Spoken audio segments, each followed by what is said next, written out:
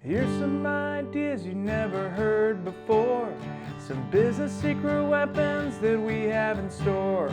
It's Laura Hodgson, NowCorp CEO, with some action ideas to help your company grow. Hi, I'm Laura Hodgson. Welcome to the Secret Weapon Podcast. As a serial entrepreneur, I've always been intrigued with the secret weapons that business owners and small businesses use to overcome the everyday obstacles. It's not the things we read about in magazines. It's not the things we hear about at conferences. It's not even the things we learn in our MBA programs. So today, we're very lucky to be joined by Trent King from the John Smith Group. Welcome. Thank you. How are you today? I'm doing great. So tell us a little bit about the John Smith Group and the industry you're in and some of the work that you do. Well, the John Smith Group was founded in 2012. We're a construction company. We provide interior demolition services, rough carpentry, drywall, framing, acoustical ceiling systems. We provide logistics support, and we have haul-off containers, so we can do waste disposal on standalone projects. But what you haven't told everyone is you were the Super Bowl Vendor of the Year. Yes, we were Super Bowl Vendor of the Year. That was a great award for us. Tell us a little bit about what it was like to, first of all, get a job with the NFL. I'm sure there's lots of people out there that are starting a business that say, oh my gosh, my dream would be to work for the NFL. How did you go about doing that? Well, the city of Atlanta has host committees, and they go around and have programs that they team with people such as the NFL, even NBA, NCAA. And they recommend companies that they feel can help them with their situation, companies that are qualified to provide quality people and that can, complete the job on time and take care of the task at hand. But in order to be on that list, you had to have done some good work beforehand. Yes, it's hard to get on that list, but we pride ourselves in the work that we do, and we continue to do what we need to do to stay on that list. As a small business, when you started, and you maybe at some point hoped to be on that list, what are the things, I know it's not easy to start a company. So when you guys first got started, what were some of the hurdles that you came up against? And what are some of the kind of secret weapons that maybe you use to overcome those obstacles? Well, the company basically started with two guys and a laptop, right? So we started in the consulting side of things because we had knowledge in the aviation sector. So we started out consulting with larger contractors that were trying to get into the airport. And we had the skill set and the knowledge and the know-how to get inside. So we saw that as an opportunity. So we start off as consultants, and we get in and we grow the business. We start having enough revenue to do some of the things that we see ourselves doing. And then that consulting business basically started the construction business off of two guys and a laptop. Off of two guys and a laptop. Wow. Because you started as consultants and leveraged that to pivot into another industry, did you know that was where you wanted to go, or did the opportunity present itself as you were doing your consulting? Well, interestingly enough, Jonathan and I studied construction management at Southern Poly. But we always said we weren't going to start a construction company. We were going to figure out how to make some money on construction and basically go into real estate and do other things. But our love for building things that last, things that I can go down the street and say, hey, I did that building, that building, that building. It's going to be here after we're gone. That's what drew us to it. And we just couldn't get away from construction. Interesting.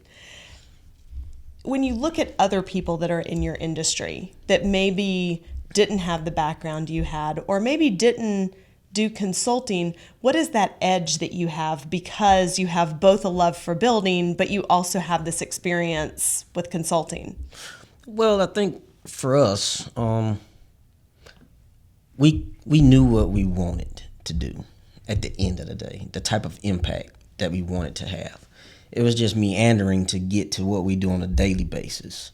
So I don't know if it's an edge that we have, the consulting piece and that type of experience. I think for us, we learned early on the things that some guys in their 40s are learning at that point. We learned early on that in order to survive and in order to be successful, you got to go get help. It doesn't have to be a mentor. It doesn't have to be somebody in your industry even. I mean, because when you're doing this, you are running a business.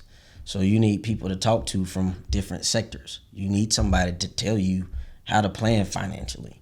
You need someone to tell you how to take care of your accounting. You need someone to tell you, okay, once you grow this big, everything is going to change. So we learned early on, we got to go out and get help. And we were not afraid. Some people, to me, are afraid to ask questions. And they want to feel like they know it all before you've even started the game. You don't know it all. And you never will. Right. So find help early. That's a great point. You also said something that intrigued me. You said not only did you know what you wanted to do, you knew the impact you wanted to have. Not everybody says that. A lot of people are focused more on what they do. How is it that the impact drives your vision for what you're doing? Because, I mean, we're changing lives in what we do, right? Everybody has to get up and go to work to do something because they have a family to provide for, or they're even providing for themselves. So our dream of building this company and building a legacy company, something that'll be here after we're gone. Our dream is allowing other people to live out their dreams and take care of their family. Things that we do outside of work with the community, that's, to me, a lasting impact. We can change lives. We work with teenagers early on to say, hey, maybe you like this, maybe you don't. Because a lot of people see construction as a dirty business. They see dirty guys walking down the street that came off of a construction site. He can't be making much money. But when you teach them how much money they are making and let them see the type of life that they can live, if that's what they want to live, to us, that's what we're about. We're about impacting people's lives and helping them take care of their families. Well, that's not just a secret weapon. That's like earth-changing, right? Yeah. So you hear often about the fact that a lot of young people don't know about these paths to a very successful career. So how do you go about reaching out to young people? We start early. There are programs out there such as CEFCA, which is the Construction Education Foundation of Georgia.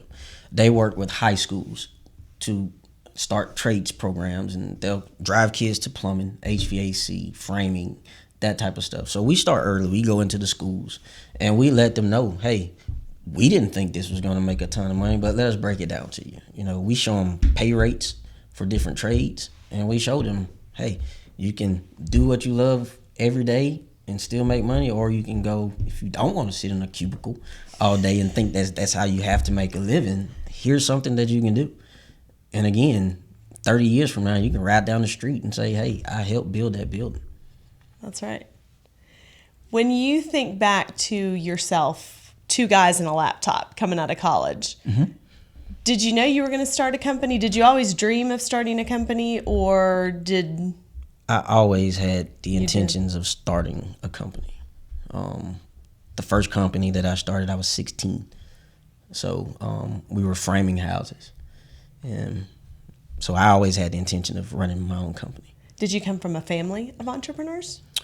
No, I didn't, actually. I guess I'm the exception. They look at me like I'm crazy from time to time because they like the comfort of that check every Friday, where we're out here taking risks and we have to make our check. It's not guaranteed that it's going to hit the bank. We got to go make it hit the bank.